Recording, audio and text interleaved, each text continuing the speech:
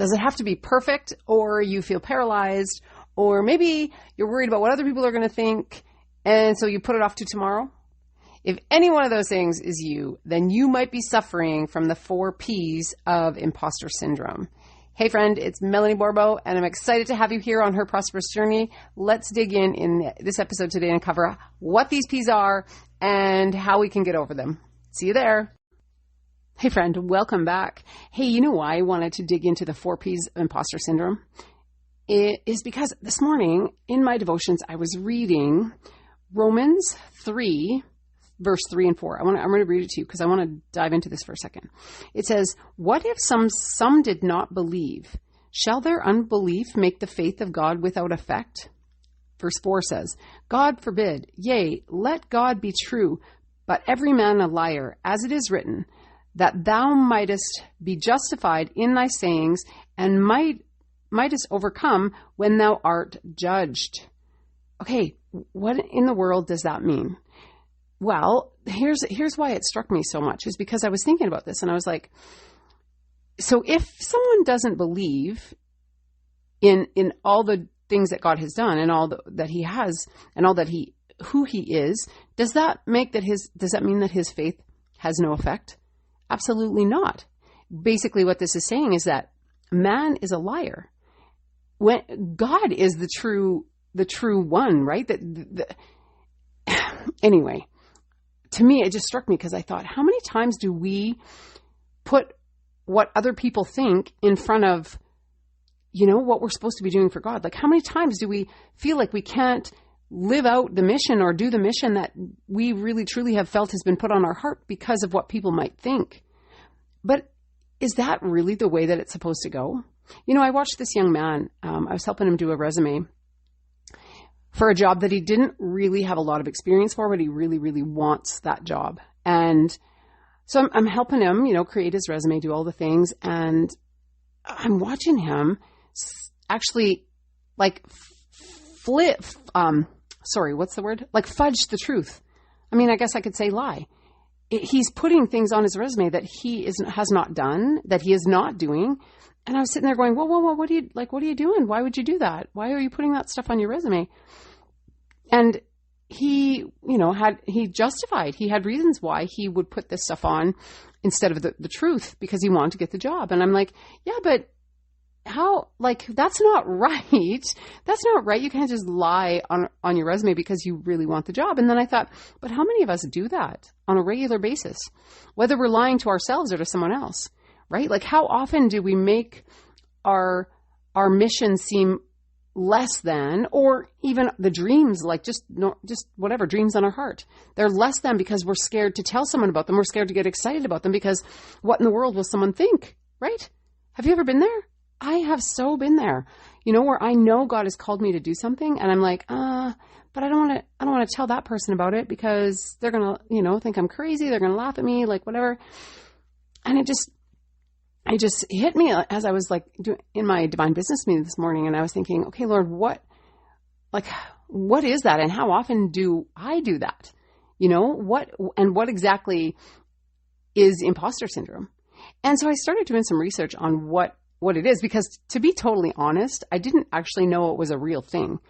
So I started Googling it and, checking it out, and just to see if that was really words that people used. And sure enough, man, there's a ton of stuff on imposter syndrome. I was pretty shocked.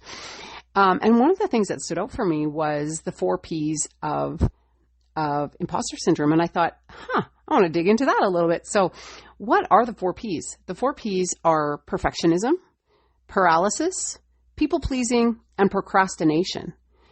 Wow. Those are things that a lot of us do every single day. So, because perfectionism, right? How many times do we feel like, I can't put this out in the world because it's not perfect. I can't, whatever, whether it's starting a business or starting a ministry or whatever the thing is, I can't do it because it's not perfect yet. I have to wait until the timing is right, everything is in alignment. But really, is that how God operates? No. Look at all the people in the Bible that God told to do something and they're like, no, no, I can't do it. Right. And then they turn around and find out that they are going to do it. They will do it. Like, you think about Moses. God called him to stand up and be a leader. And he's like, no, Lord, I can't speak well. Like, who's going to listen to me? But then he turned around after he had sort of disobeyed God. He came back and God gave him all the reasons why he should do what he's asking him to do. And look at the impact that he made, right? I mean, we still talk about it thousands of years later, we still talk about it. Amazing. And there's all kinds of stories like that in the Bible where people, the mission that God gave them to do was either they felt like it was too big for them, they weren't worthy, they doubted their own abilities. Like many, I could go off. There's so many characters in the Bible that is the truth for them. So perfectionism is one of those ones where it's like, wait. Before we go on, I want to back up. What exactly is imposter syndrome? I had to ask that. What is it, right? Imposter syndrome is when you doubt your own skills and successes. So you're more concerned about you and what you can do than you are about the impact that you're going to make. And I thought, yeah, that's heavy. And that kind of hits home, right? In a lot of cases, at least for me, that hit home for me because there's been lots of times when I just, first thing, I don't think that it's perfect, so I can't put it out. I've kind of gotten over that one quite a bit in the last few years because God just keeps pushing me to do it and get it out there. And then I hear, other business coaches and things say it's better done than, how do they say it? Better done than perfect or something like that. Better done. Oh, shoot, I forget. But anyway, the idea is that it's better to get it done than to wait until it's perfect because you might never get it done. So the second one is paralysis. What is paralysis? And that is basically stopping. That is doing nothing. So that is paralysis is when we just get so overwhelmed by what we think we don't know or what we think we have to know that we do nothing. We just stop. And that's not going to move the needle forward and that's not going to make an impact, right? But it happens often. And I see it with clients, I see it with students that they just get so overwhelmed and it's just like I can't function. And you know what? That has happened to me too. I do know that there's been times when that has totally happened to me where you just get thinking that you don't know enough or you don't know what's the next step or you don't know. And don't get me wrong, sometimes God does tell us to just be still and know that he is God. God says that in his word. And so there are seasons of times that we're supposed to take action and times that we're supposed to be still and all of those. But I think paralysis in my understanding is something different. Paralysis is when you know what you have to do, but you can't seem to do it, right? Like you have to take action, but you can't seem to do it. It's not like God's telling you to not take action. It's just our own internal stuff is stopping us from doing the thing we know we have to do.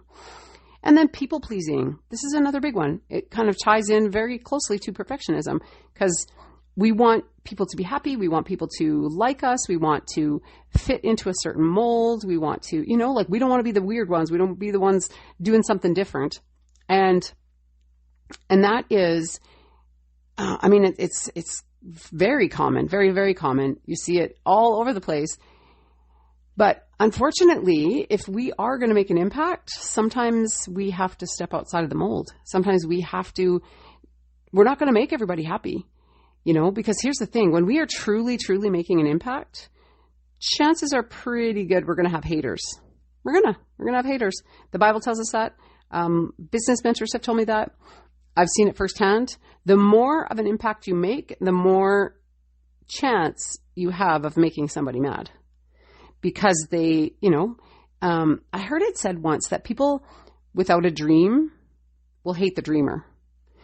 And that's true. If people don't feel like they have something to work towards or that that what they're doing isn't as big as what somebody else is doing, they can hate on that. They can absolutely hate on that. And so people pleasing is something that's like a rabbit hole that you can never get out of, I think. And so we're going to dig into what we can do with that here in a second. But one more of these P's of imposter syndrome is procrastination. Oh my word. How many times have we said, well, I'm not going to do that today. I got more important things to do. I'm going to do that instead. I'm going to do that instead. No, I'm not going to, like that whole procrastination thing. Put off until tomorrow. Don't put off till tomorrow what you can do today. So that's the opposite of procrastination. But procrastination is a killer, like a momentum killer. If you get going on something and all of a sudden you start procrastinating, and I do this a lot at tax time where it's like, oh no, like I gotta do taxes and get things ready for that. But then you know what happens once I get into it and start doing it, bam, it's like, hey, that wasn't so bad. I did it. It's all done. And you feel good that you actually did it. So we're going to talk about procrastination, and not from a place of staying there, but how to get out of it. And so when you think about all of these P's, perfectionism, paralysis, people pleasing, and procrastination, there is some real important things that I think we need to look at. So when we are thinking about the first thing that, for me, whenever I've encountered any of these things in my life, and I have encountered them all at some points in my life, but what I've done is the very first thing, and this is like when I was talking about this divine business meeting, this is where I go, because I want to clarify. I want to actually ask God what is going on in my life. Why am I not moving? Why do I feel stagnant? Why do I, feel like I'm getting nowhere? And he's shown me and told me many times before, you got to stop procrastinating. You got to believe more. You have to, you have to get out of your own way. All of these things. And that clarification happens inside my divine business meeting. And I just sit with the Lord. I just basically pull up a stump and a notebook and a pen and paper. And I'm like, here I am, Lord, talk to me. Tell me what I need to know about this particular thing.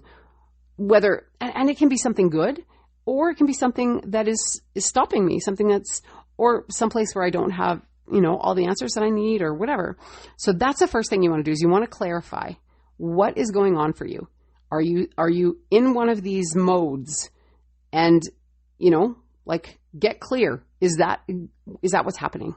Because once we face something, once we see it and we face it head on, it loses its power. As long as it's chasing us, it can always have power over us. But as soon as we kind of turn and look at it, which is what clarification is, you turn and you look at it and it's like, why do I feel like this? Or why am I running from this? Or why am I not doing this? You can get into, so that clarification is super, super important. And I want to challenge you to dig in a little bit more than just going, okay, so I'm procrastinating. Okay, like whatever, what do I do with it? How about ask yourself, go deeper. The deeper you go, the more times you ask yourself why something is happening or why it's important or why it needs to change, the more clarity you get, and the sooner you're going to get to the root of that issue, because there is a root issue in this. One time I was just feeling really, and this wasn't that long ago, I was feeling like I had to be everywhere, like on all these social media and all these places and doing all these things. And I was just like, Lord, I can't, this is not sustainable. I cannot do this forever, because I feel like I'm always working, right? So I went to my divine business meeting and I just said, Lord, what is it that I'm doing? And the answer came back to me was that I was full on in grind and hustle mode. So then I asked, like, why am I doing that? Why am I grinding like that? And after a few few different questions of why, I got to the root of it. And the root of it was that I feel like if I'm not grinding, I lose control. Interesting. So now I have something to understand, right? It's like, okay, so why do I feel like I have to have control? And again, it came back to a place of, because I want to feel needed.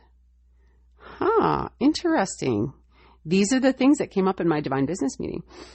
And so then I said to the Lord, okay, so I don't want to feel that way. I don't want to grind and hustle and try and make this all come together. I want to rely on your grace, and I want to do this in a different way. And he gave me an answer to do that as well, right? So the next thing that after we clarify, after we dig in, find out what's going on, are we trying to have everything perfect? Are we feeling a little paralyzed? Are we people pleasing, or are we procrastinating? Once we get that clear, then it's like we get to choose. We get to choose. We don't have to stay stuck in that place. I want to read something to you. 2 Corinthians, where is it here?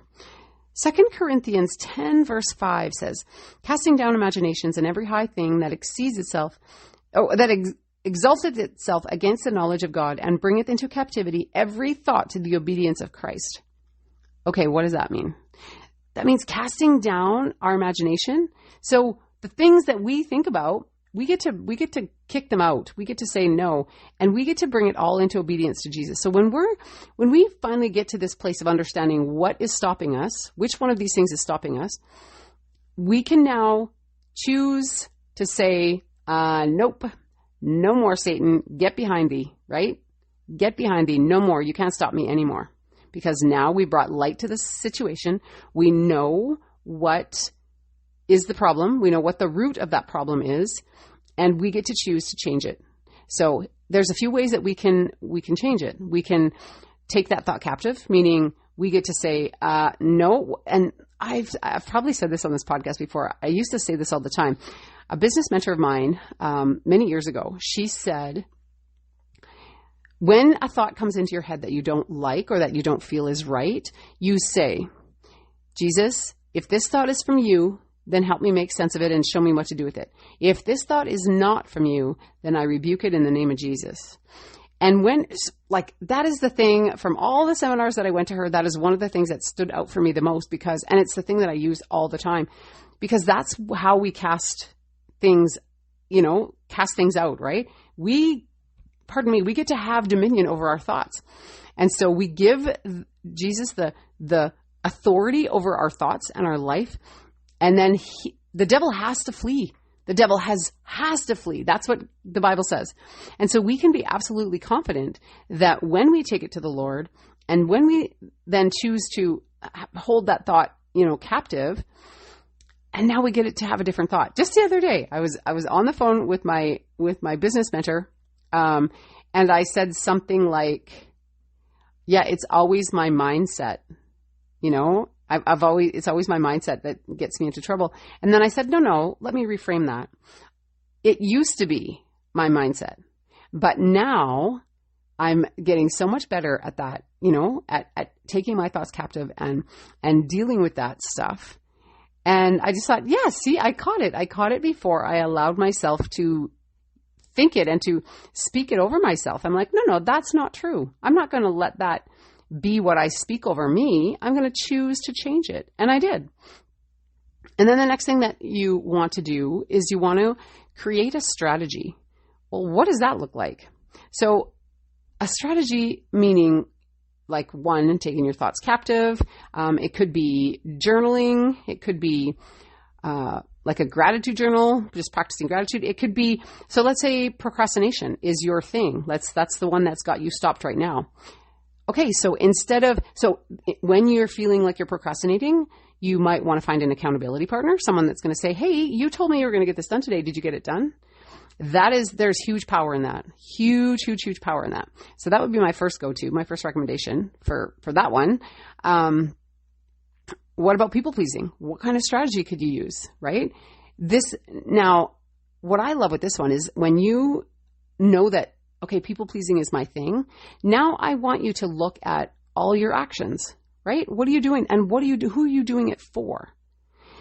Because when you can realize who you belong to, then, and when I say that, I mean, when you know that you are a daughter or a son of God, and that you take on a new identity, you don't have to be concerned about what other people think, right? Like, as long as you're doing the best that you can, you're treating people well, you're not hurting people, you are humble and you're seeking the Lord, you do not have to worry about what other people are thinking.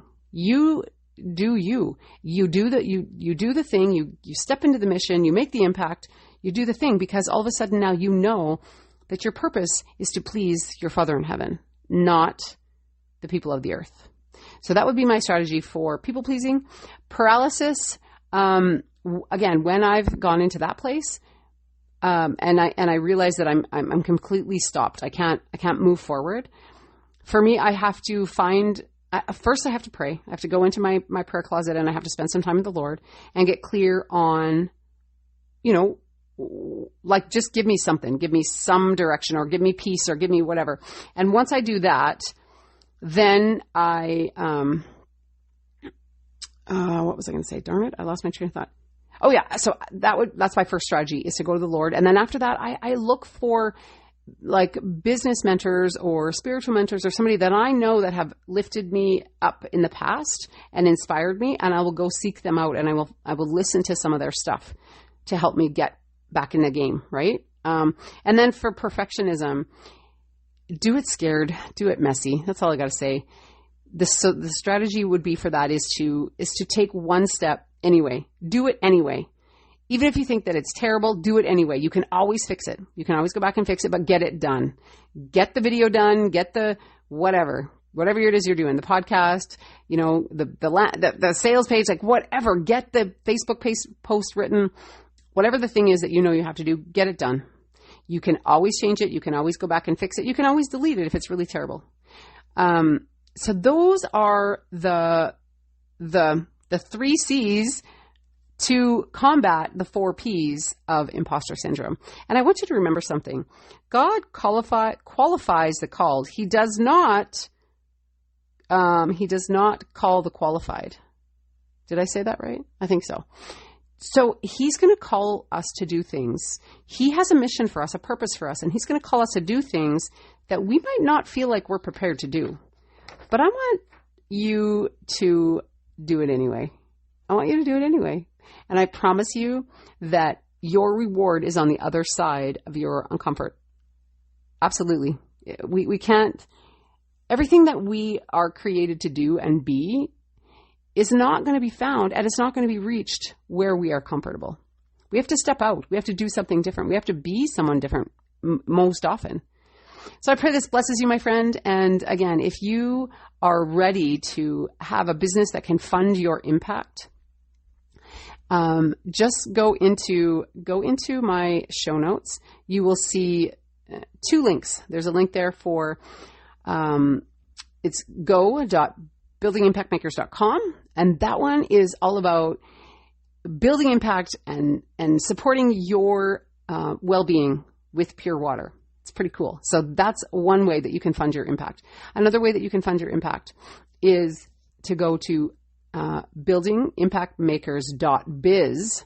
This is all about getting certified for digital marketing, learning how to market online. It's very cool. It's amazing. So both of those links will be in the show notes. And you know what? If you have questions or anything, just reach out, Melanie at buildingimpactmakers.com, and I'd be happy to help you. Okay, my friend, take care and God bless.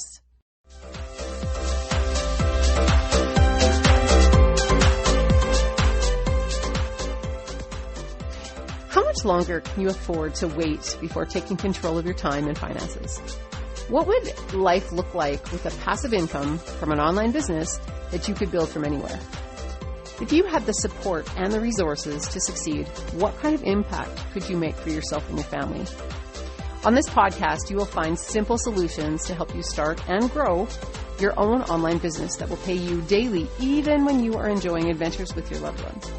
My mission is to equip you to be wealthy in both time and money with digital marketing skills, tips to overcome adversity, and steps to living out your purpose. If you are ready to say yes to a more rewarding and fulfilling life where you are making a bigger impact and transforming people's lives, then you're going to love this podcast. Hey, my name is Melanie. I'm a wife, a mother, and a blessed believer. I tried over the years many different side hustles to try and make a passive income and to live this life of freedom that everybody talks about. But what I finally realized is that I needed a step-by-step plan to keep me focused and consistent. I needed to link arms with others who were doing what I wanted to do, and now I'm excited to get to share with you what I'm learning. If you are ready to finally find freedom and own your own online business that helps you to never miss another family fun adventure and to make an impact while sitting on the beach, then this podcast is for you. So strap on your hiking boots and let's climb this mountain together.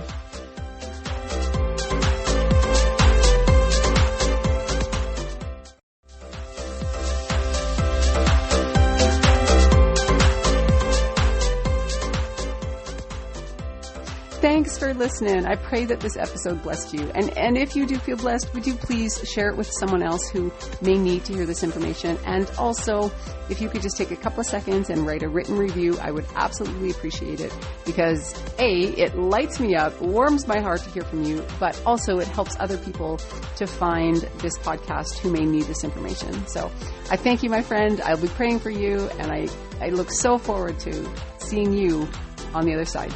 Take care, and God bless.